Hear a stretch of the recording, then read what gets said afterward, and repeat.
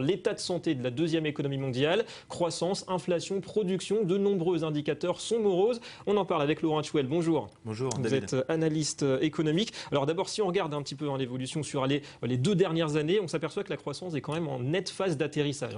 La croissance est en nette phase d'atterrissage.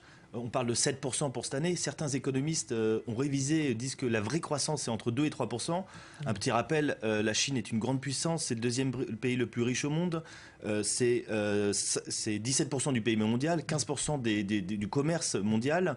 Donc vous ne croyez pas vraiment aux chiffres officiels qui tablent toujours sur 7% à peu près de croissance Patrick Artus, le chef en économiste de Natixis, a sorti une étude liée sur la consommation d'électricité, basée sur la consommation d'électricité et sur plusieurs indicateurs. Et lui, il pense que la croissance est plus basse que les chiffres officiels annoncés par le gouvernement chinois.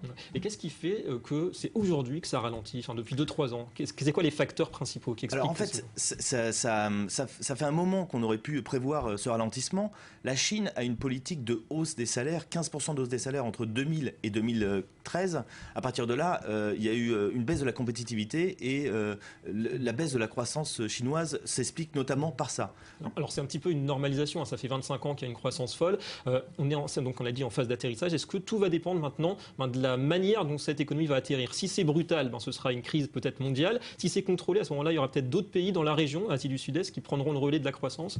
Exactement, David. Comme vous l'avez rappelé déjà, ces 25 dernières années, la Chine a connu près de 7% de croissance par an, ce qui est énorme. On attend un atterrissage. Est-ce qu'il sera en douceur ou pas en douceur? Les économies sont très très divisées là-dessus. La Chine, la Banque centrale chinoise a énormément de réserves. Ils ont annoncé cette nuit un plan de relance de l'économie qui a fait monter la bourse de 5% à Shanghai. 150 milliards d'euros pour 150 milliards d'euros. Il y a des réserves, ils vont tout mettre sur la table. Cependant, quel est le vrai moteur de croissance de la Chine? Il faut que la Chine sorte d'être un pays émergent et devienne une économie un peu occidentale. Vous pensez que c'est ça, c'est la transition vers un modèle de croissance peut-être plus tourné, on le dit toujours, vers la consommation interne, c'est ça qui manque encore à ce pays?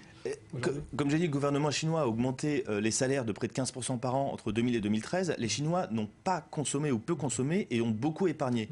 Le gouvernement essaie de relancer la dynamique avec l'immobilier. L'immobilier a beaucoup monté. À Pékin, l'immobilier est passé de 600 euros du mètre carré en 2000 à 2000 euros du mètre carré en 2013. Donc hausse de l'immobilier, hausse de l'endettement des ménages. Est-ce que ça va suffire pour supporter la croissance future de la Chine? C'est une vraie question. Il y aura aussi des investissements dans les infrastructures. On va parler un petit peu du plongée aussi, de la bourse de Shanghai. C'était au début de l'été, moins 30%, moins 40% en l'espace de 3-4 semaines. Est-ce que c'est un signe précurseur que cette économie a beaucoup de talons d'Achille et risque peut-être de tomber? Alors, il y a une règle en économie qui dit que quand la bourse baisse, c'est toujours prédicteur de l'économie réelle de 6 mois.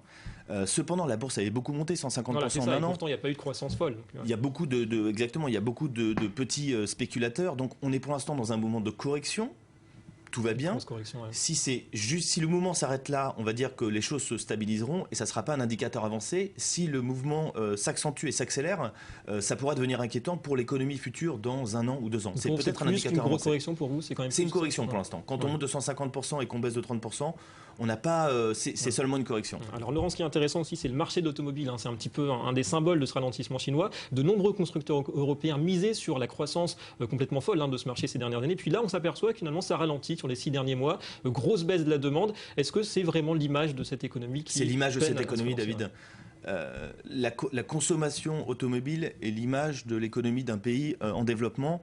Comme je l'ai dit, il faut que l'économie chinoise sorte de son état de pays émergent à une consommation plus forte, plus robuste.